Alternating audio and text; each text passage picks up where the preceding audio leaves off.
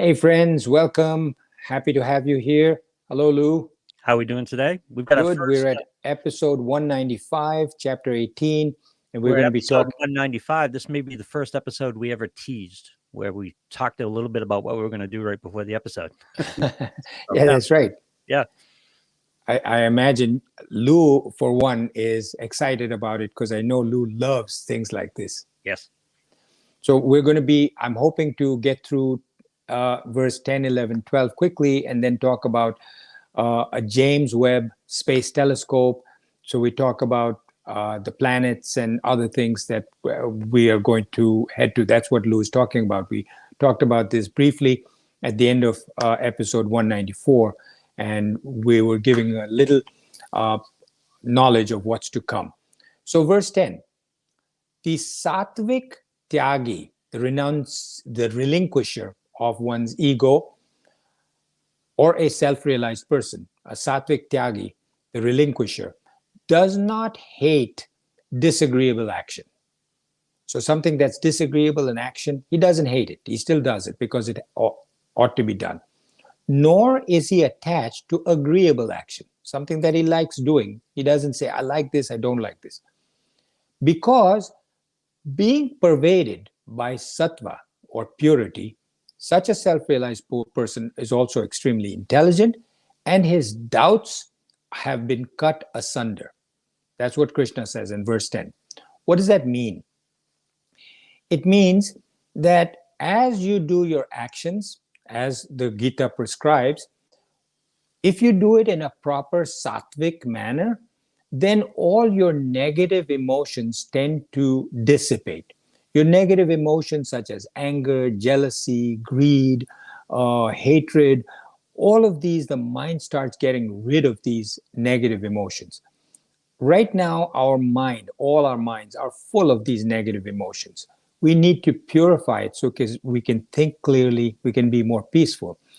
And it can lead to an alert, more alert, heightened awareness. This is the key, that as your mind starts to become more peaceful and pure, it leads to a heightened awareness and intelligence, laser sharp.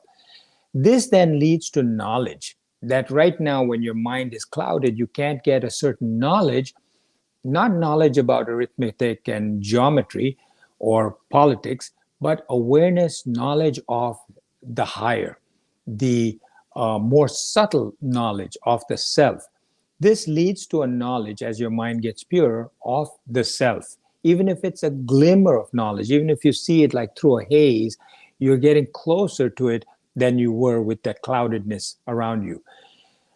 And as long as you have an ego, I, me, my, we cannot even get close to that realization. We cannot even get close to the self or even looking at it through a whole smoke kind of thing.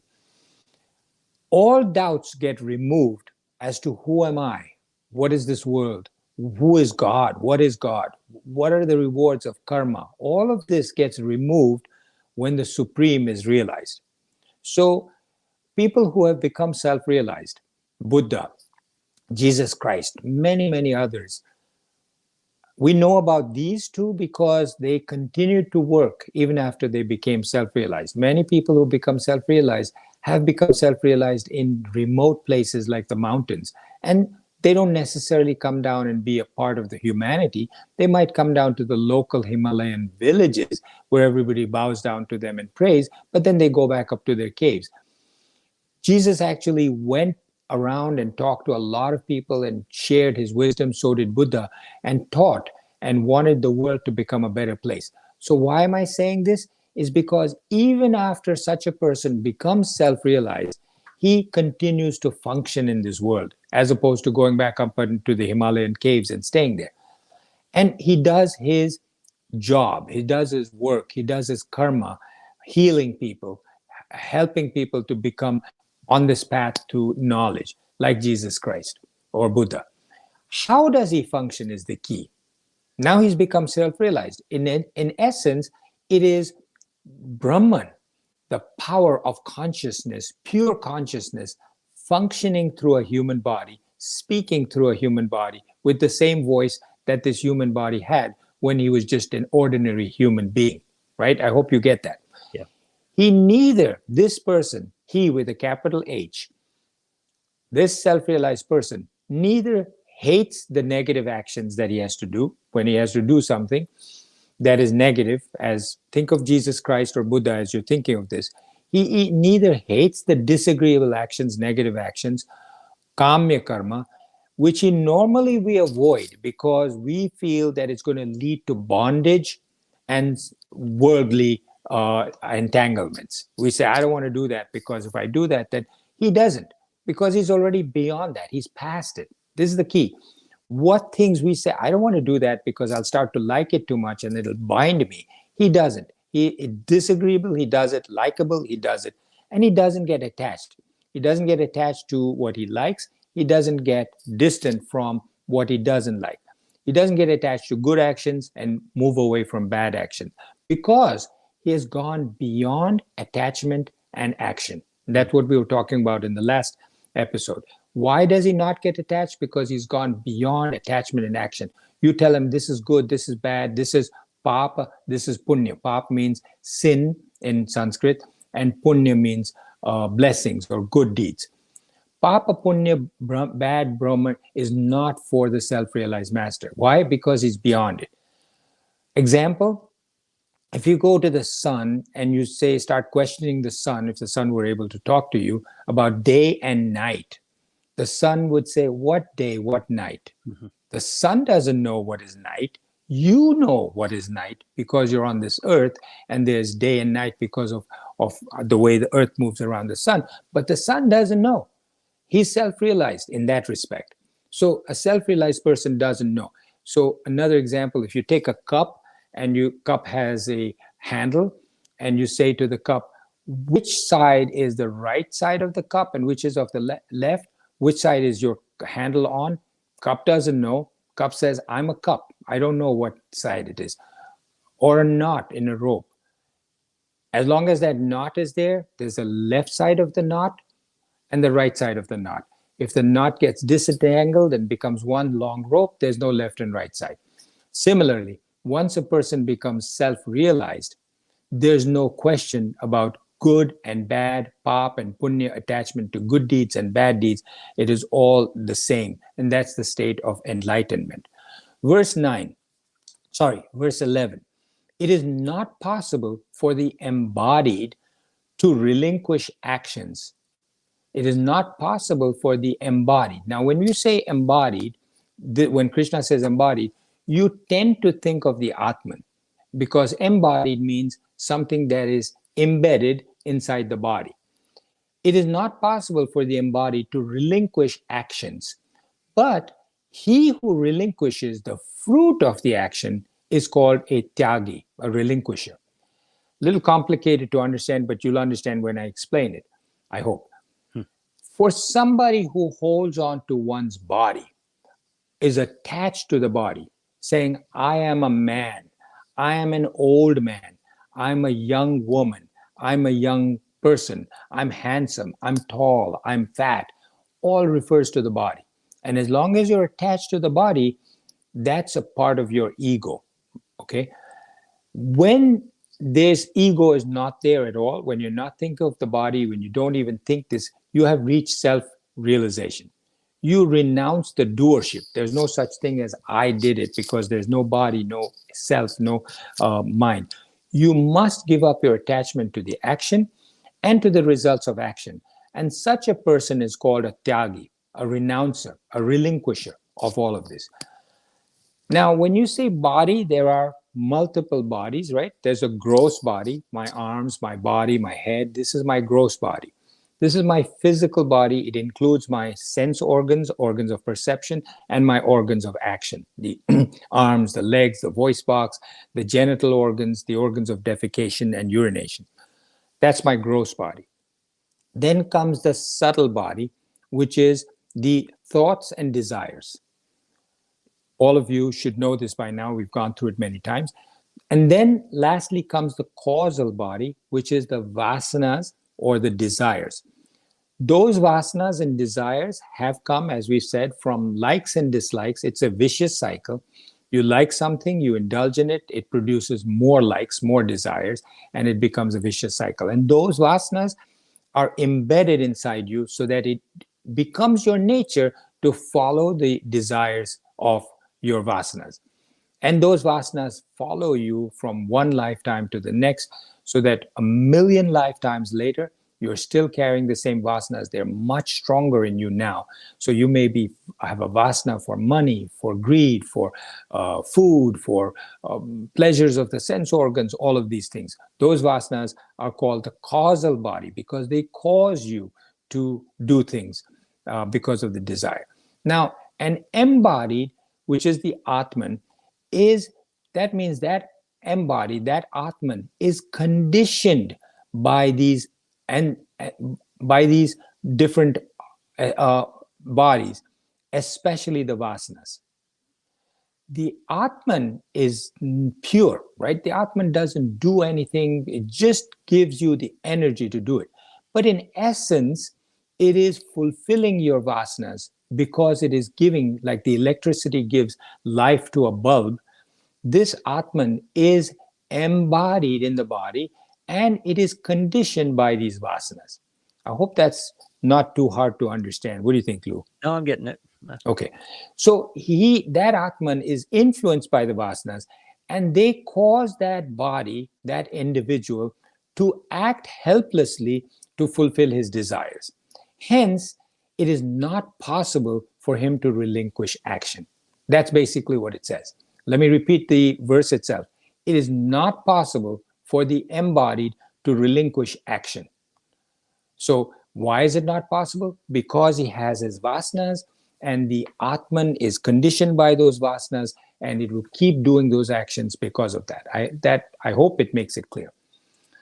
Now, verse 12 says, the threefold, which is desirable, undesirable, and mixed, desirable, undesirable, mixed fruit of action accrues to non-relinquishers, also known as atyagi. Atyagi, when you put the word A, letter A in front of tyagi, it means atyagi.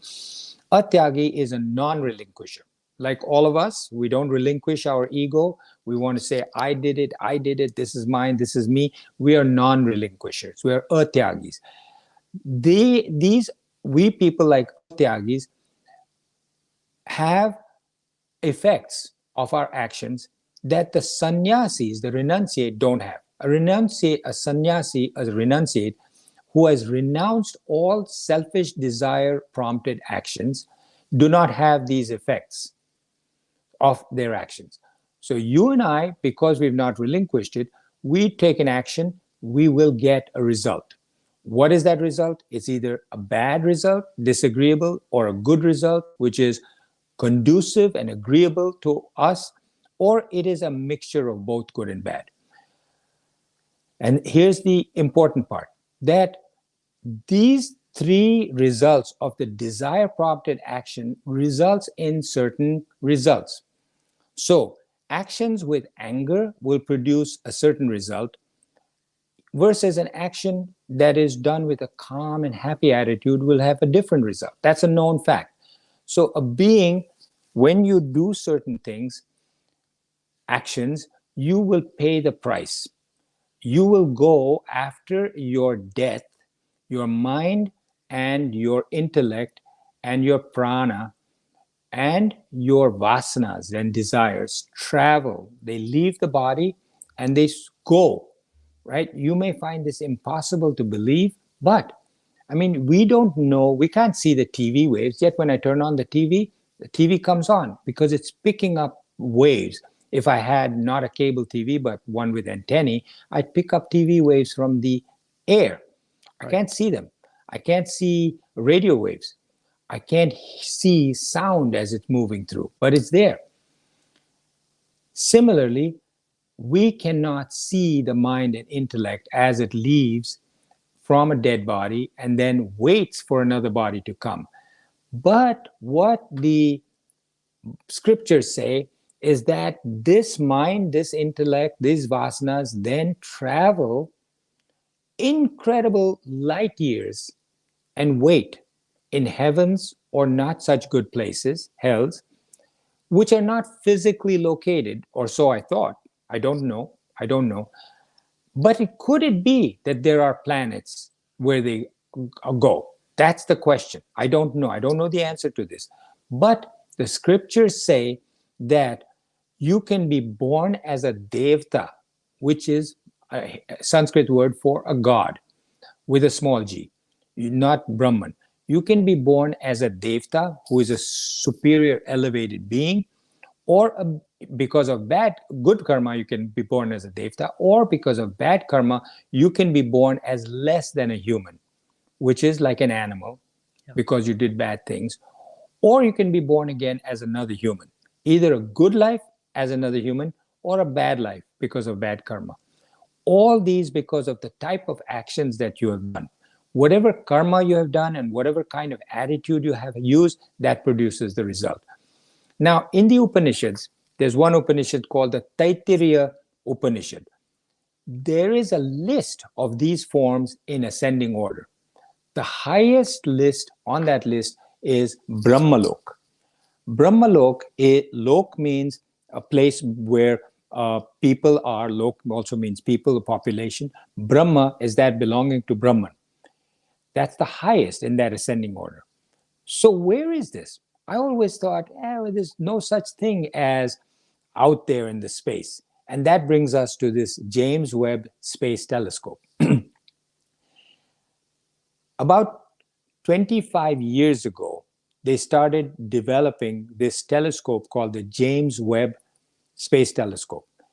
And it cost them $10 billion to make this. It's an amazing thing if you look it up on the internet, what it is. Why is it important? So we talked last time, and you should maybe go back to the previous episode for my brief explanation of what this is. But light travels. The sun, as it is there, out there, we can see it up in the sky. By the time I see the light, it has taken 8 minutes, that light, to come from the sun down to me here on this earth, or to you. 8 minutes. So you look and you see the sun rising, and you see the light of the sun. It has actually risen 8 minutes before that, because it took, not that it was risen, but the light took 8 minutes to get to Earth. Similarly, many of the stars that you see out in the sky, night sky, that light has traveled slower than the sun's light to us. That light might have taken millions of years to come to us. We talked last time in the last episode about quasars. Quasars are areas in the space which have captured light from some things that have happened on Earth many thousands of years ago. The light traveled and went and got caught in this quasar, and then the quasar released it sometime later, and it came back to Earth, and you actually saw it like you were seeing a movie. And you said, I'm seeing a ghost. I'm seeing a whole battalion of Roman soldiers walking across my front yard. You're actually just seeing the light waves from thousands of years ago that went to the quasar and came back to you. I hope that's not confusing. Yeah. So the planets that existed right at the beginning of time, there's this great bang took place. And we talked about this in previous episodes, where the Gita and Upanishads talk about this happening every so many billion years later, that the universe expands, and then so many billions of years later, it sort of contracts back into itself. And it has Sanskrit names and words for this: expansion and contraction. And right now, we go through this expansion, and then we go back into contraction. And at the time of the first bang of that explosion, that happened in our current universe 14 billion years ago. 14,000 million years is 14 billion.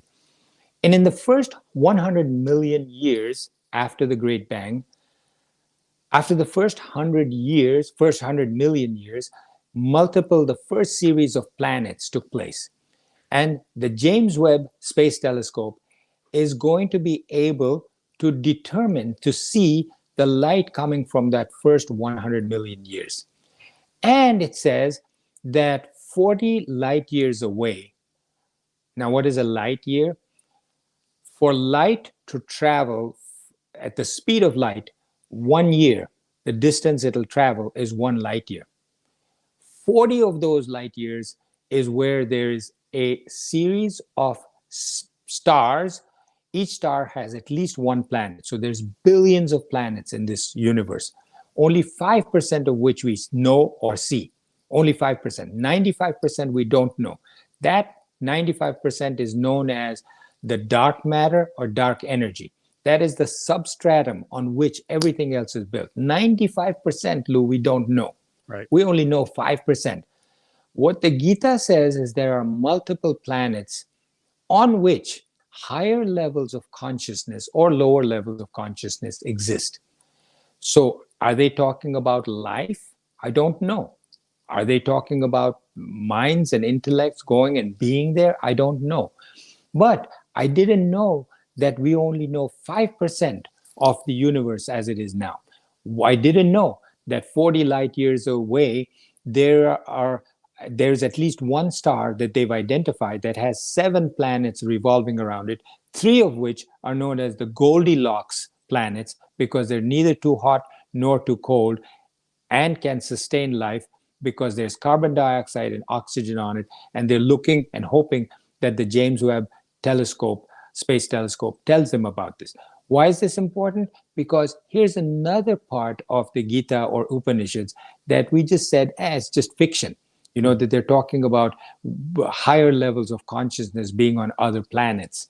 And I don't know now if it is fiction or not. I didn't know this until I started hearing about this James Webb Space Telescope. Does that feed give you fuel for further research for yourself, Lou? Because I know you're interested in these things. Yes, I am going to research a lot of that stuff in the James Webb Telescope, but I'm constantly wowed by the ancient wisdom and things that we knew well before we knew them. You talked about the ancients understanding that we've revolved around the center of the galaxy. You can't see the center of the galaxy. So this is an incredible amount of wisdom and knowledge accumulated through amazing ways, that how they could understand the concept of a galaxy before you could see a galaxy. I don't understand. It's just fascinating how much we knew. And when not just the galaxy, how did they know about the atom or the atom bomb, movements of the atom that could produce an atom bomb? How did they know all that? And now I'm fascinated about how we gained this knowledge and then it got lost. It got lost in their civilizations in between, and how it's coming back. And I'm wondering about those cycles of knowledge now, and how we can know things and then lose track of them and then come back to them. So that, I think, is probably the kernel of truth to our next series of episodes after we finish the Gita. Yeah. Lou has been asking me for a long time, because we have another 3 or 4 months that we're going to be finishing chapter 18. And what are we going to do after that? And that, I think, is where a little seed of an idea that I have is probably going to be fanned and developed into something else that we're going to be talking about. What do you think, Lou? I love it. It's going to be great. I'm so looking forward to it. But we have work left to do on the Gita. Yes. So we'll see you next time, and we'll continue on with chapter 18. Thank you, friends.